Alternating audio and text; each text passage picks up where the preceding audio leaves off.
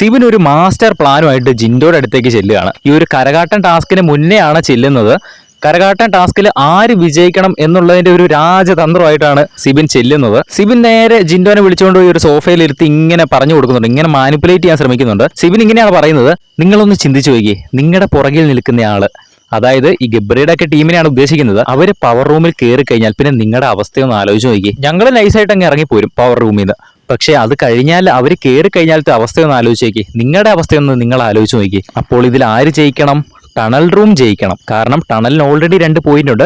അപ്പോൾ അവർക്ക് 2 പോയിന്റ് കൂടെ കിട്ടുകയാണെങ്കിൽ അവരെന്തായാലും കളി ജയിക്കും, അവർ പവർ റൂമിൽ കയറിക്കോളും.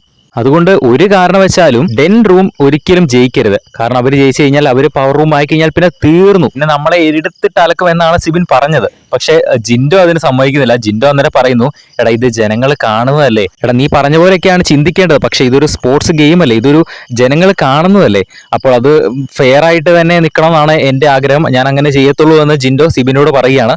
അപ്പോൾ സിബിൻ നൈസായിട്ട് അങ്ങ് പറയുന്നുണ്ട്, ഓക്കെ, ശരിയാണ്, നിങ്ങൾക്ക് തോന്നുന്നത് എന്താണോ നിങ്ങൾ അങ്ങനെ തന്നെ ചെയ്തു എന്ന് പറഞ്ഞ് സിബിൻ അവിടെ നിന്ന് പോവുകയാണ്. ചുരുക്കി പറഞ്ഞാൽ സിബിൻ വന്ന പരിപാടി നടന്നില്ല. നൈസായിട്ട് ജിൻഡോനെ ഒന്ന് മാനിപ്പുലേറ്റ് ചെയ്യാൻ നോക്കിയതാണ്, ഒന്ന് ഉപദേശിക്കാൻ നോക്കിയതാണ്. പക്ഷേ ജിൻഡോയുടെ അടുത്ത് ആ ഒരു ഗെയിം നടന്നില്ല. അതൊരു ബുദ്ധിപരമായ ഒരു നീക്കം തന്നെയാണ്.